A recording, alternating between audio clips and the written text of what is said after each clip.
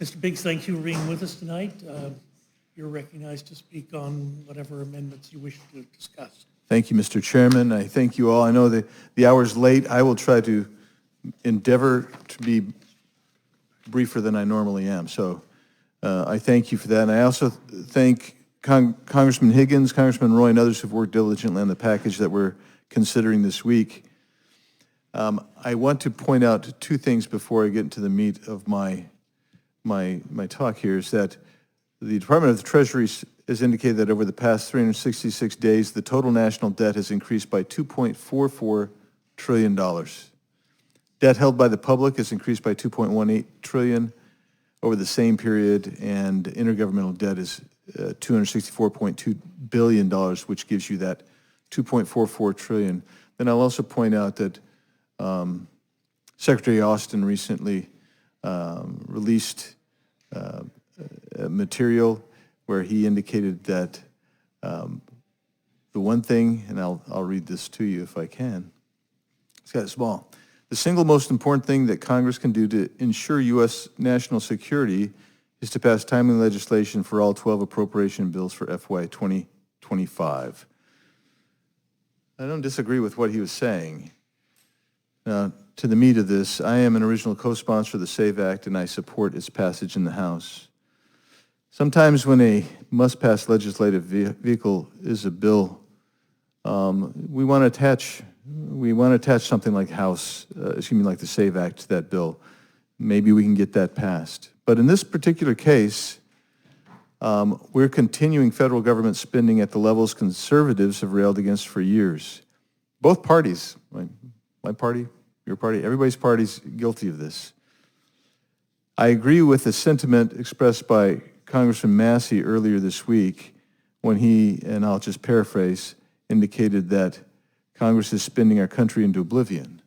I think it is, as the Department of Treasury indicates and as Secretary Austin indicated. Now, the reality is Secretary Austin isn't the first Department of Defense or National Security Advisor who has told us that our number one security threat is our national debt.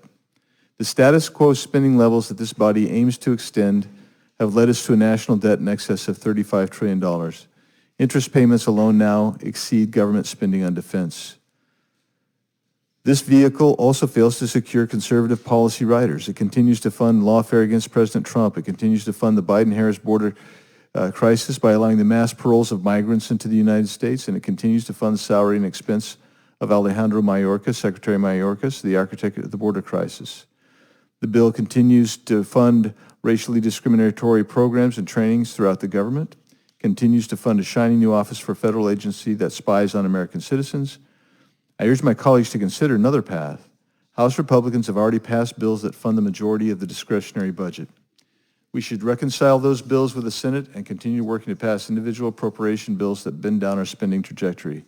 And if we can't reach an agreement before the end of the fiscal year, we can pass legislation to ensure that salaries of our military service members, border security and immigration agencies, and others are paid while we continue to negotiate other spending items. I firmly believe that our approach is flawed. The end does not justify the means when Congress' reckless spending will drown Americans in debt for generations to come. And I urge you to consider my amendments, which are in no special order, but I'll just let you know what they are. One, no funding for special counsel to bring criminal prosecution of a former or current president or vice president of either party. No funding for local governments to take civil action or criminal prosecution against a former or current president or vice president. No funding for CBP-1 or a successor apt to facilitate parole of any alien into the United States. No funding for the salary and expenses of Secretary of Homeland Security, occupied by Alejandro Mayorkas. No funding for DEI programs or trainings. No funding for the new FBI headquarters in Maryland.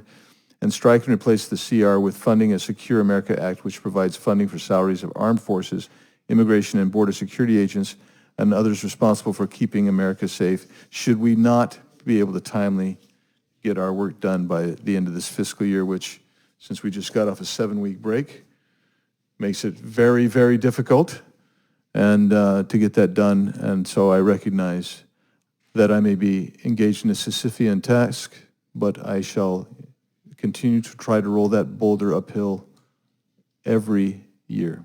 With that, Mr. Chairman, thank the committee. I know it's late. You guys had a merciless schedule on your first day back, but thank you. I yield.